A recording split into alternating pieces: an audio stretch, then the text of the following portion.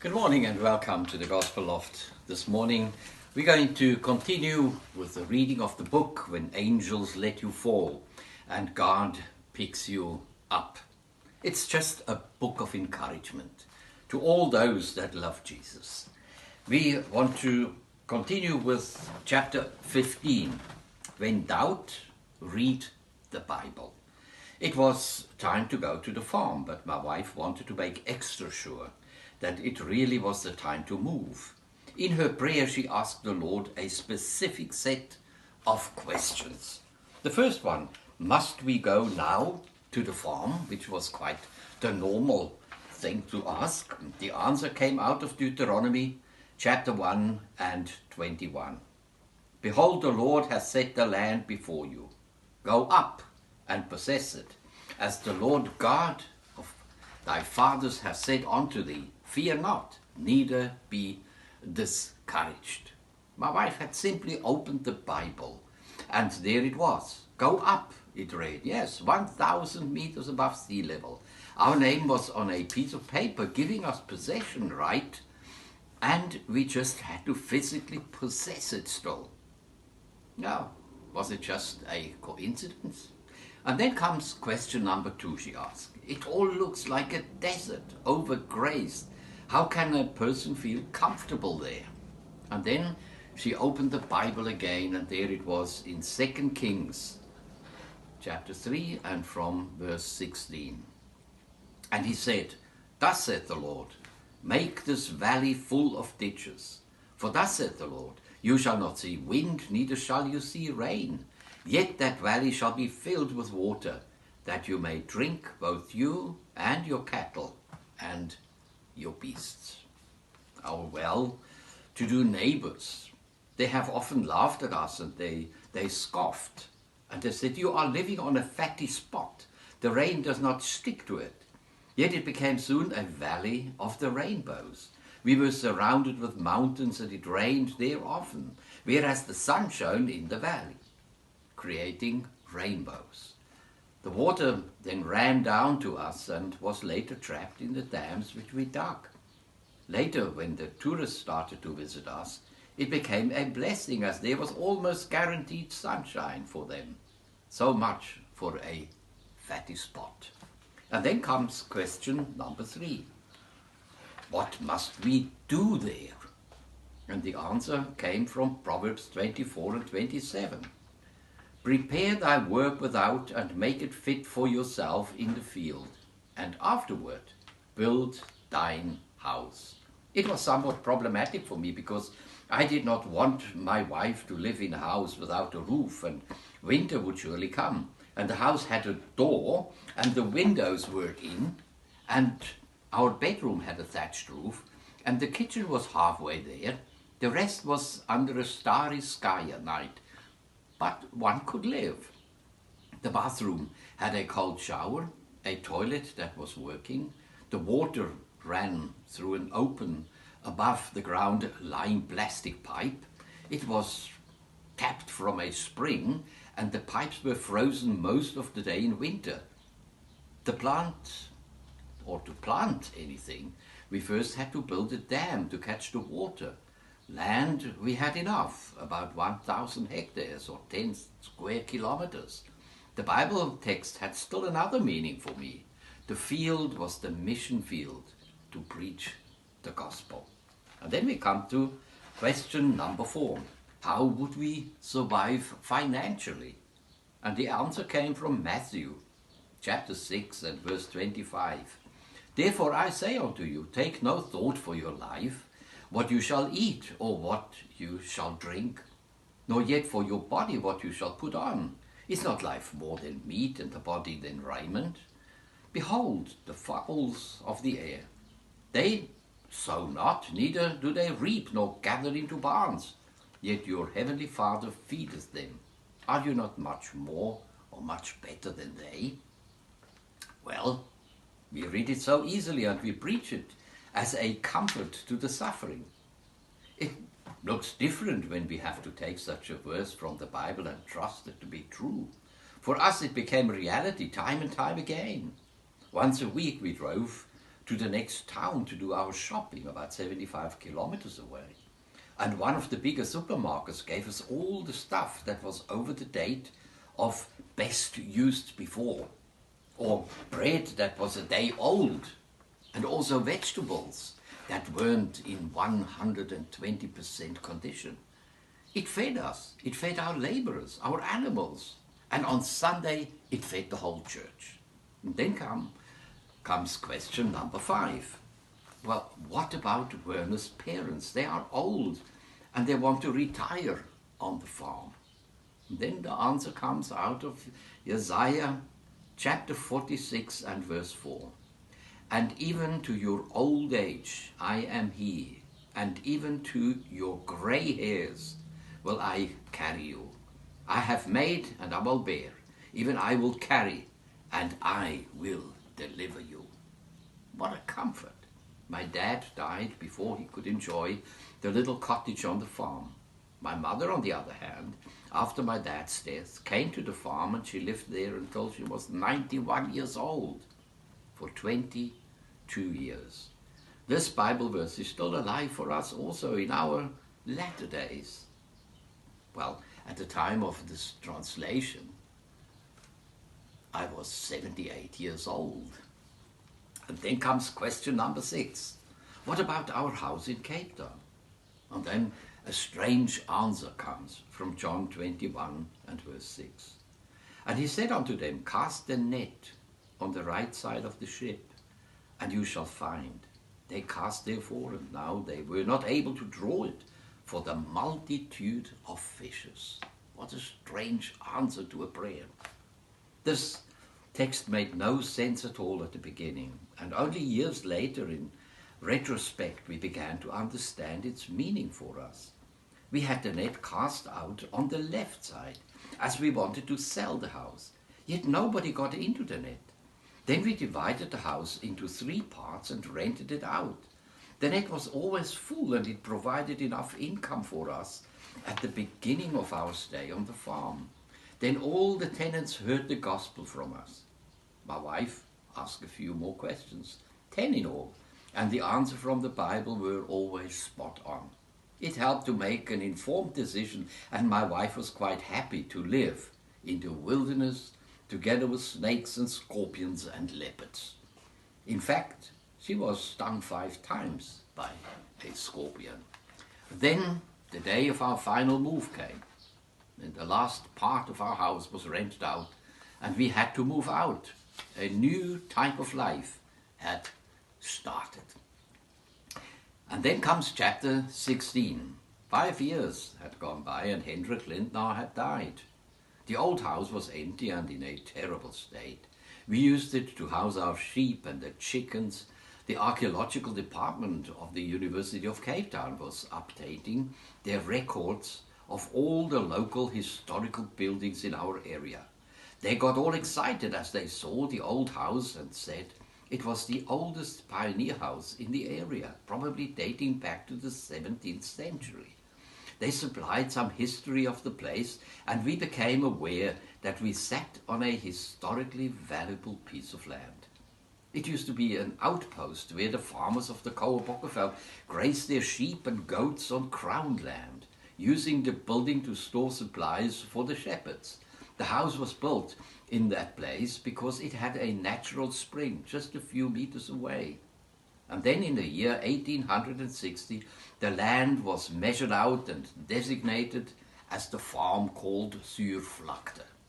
The first owner built an extra wing and a few outbuildings. We had no idea about the historic value, and 1,500 chickens were housed in the building. We used to sell the chickens live to the seasonal workers that had come from the Transkei and were living on the different farms.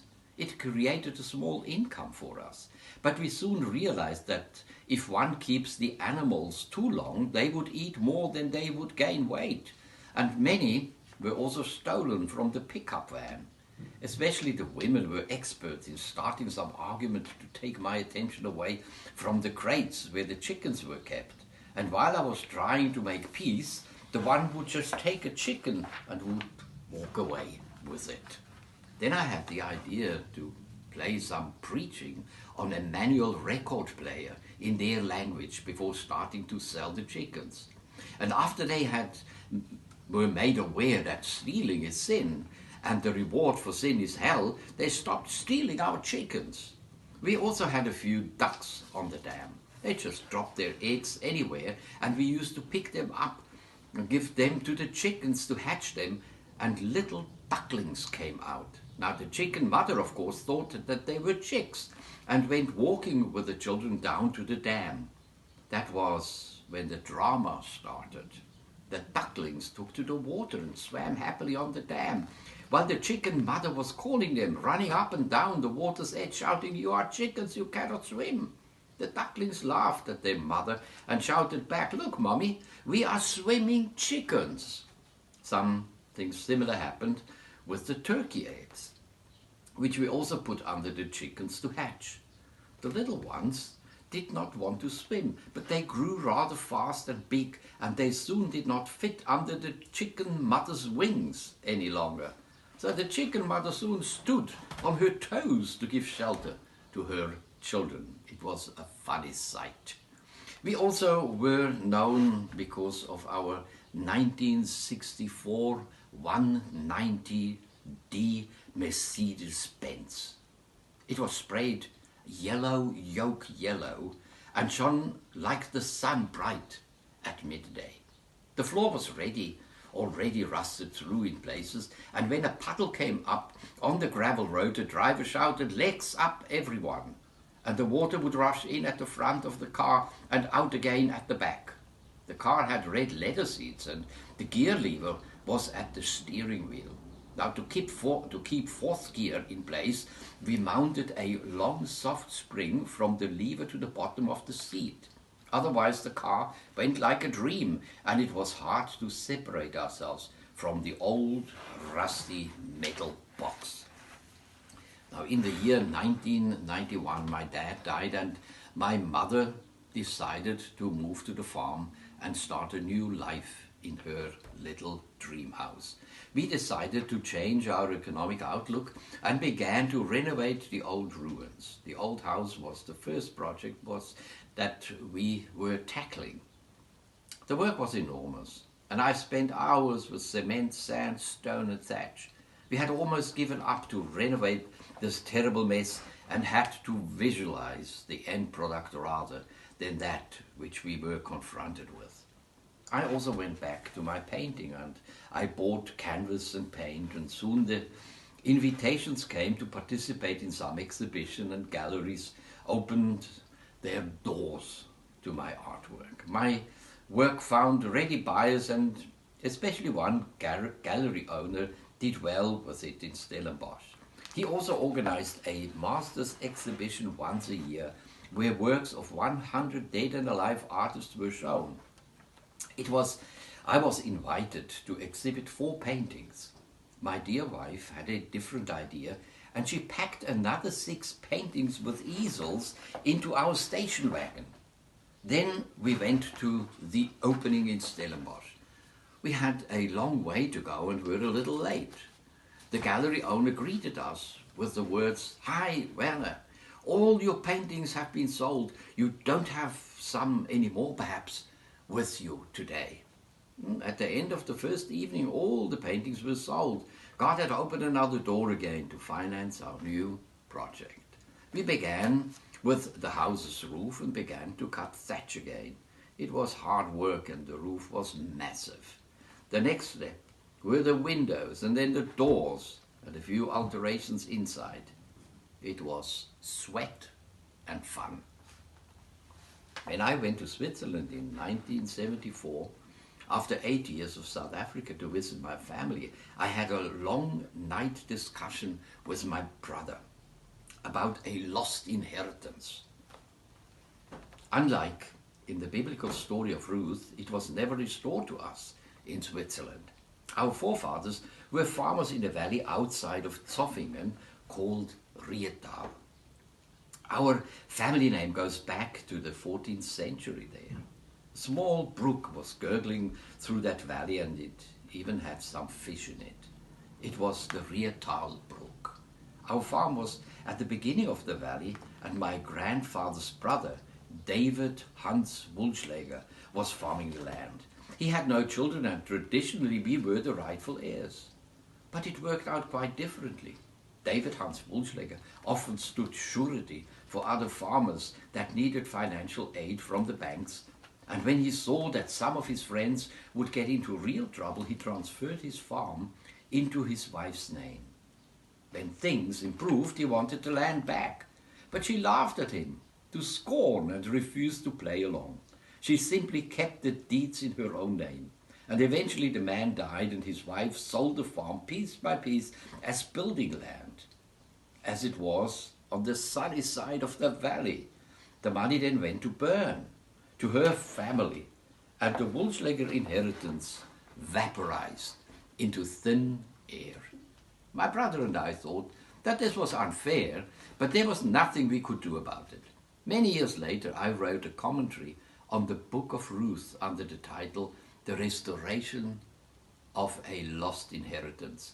Then one day I realized that the river that flowed past our farm was called Rit River, and the valley was called Rit Valley. Was it a coincidence, or was the Lord paying attention to our conversation that we had? Now, when the old man was still alive, he told us many gruesome stories about the farm. And one of them was the common name that was given to the place in the past. It was called Moordenaars Gat, which meant murderer's hole. Later it was named officially Zuurvlakte, which meant sour plain. We wanted to change the spirit of the place and renamed the place the Lord's Acre. Now, one had a different feeling when driving in at the new road sign. Henrik Lindner told me once, when you leave on Sunday evening, you take God with you, and I see that devil walking down the road again. Well, we began to clear out the old house. We found one room filled with empty wine bottles from floor to ceiling. The alcohol had ruined this place over many years, and we often disregard the reality of what alcohol has done to this world. We just think about one instance in the Bible, when Noah planted a vineyard and got drunk. The result was a curse for the sons of Canaan through Ham. It resulted in bringing spiritual darkness and poverty to a whole continent. It was one of the first things which I placed on the altar for the Lord. The spirit of the bottle has far-reaching consequences and is dictated by the evils of this world. And I want to read from Ephesians chapter 6 and verse 12. We wrestle not against flesh and blood, but against principalities, against powers, against the rulers of darkness of this world, against spiritual wickedness in high places. I remember one Saturday on the farm before we lived there. I was alone and had plastered the inside of the gable at our house on the second floor. It was high up under the eaves on the second floor. I had the feeble scaffolding removed already and was ready to eat my evening meal. I took my Bible and I read a few verses until the food was ready. My attention fell on the words in Exodus 12 and verse 7. And they shall take of the blood and strike it on the two sides of the posts and on the upper doorpost of the houses wherein they shall eat it. Well, I built the scaffolding up again and I climbed on top of it. Then I scratched these words into the wet cement, the blood of the Lamb. Then I climbed down and broke down the scaffolding again, and I began to eat my dinner. Outside, the night had fallen onto the landscape and it was deathly quiet. Not a leaf on the trees moved. Then suddenly, the loose glass in the back door began to shake and rattle.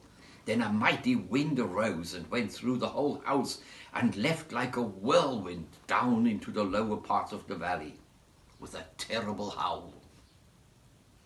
It was quiet again, and a strange peace filled the house, as if a troop of demons had left the building.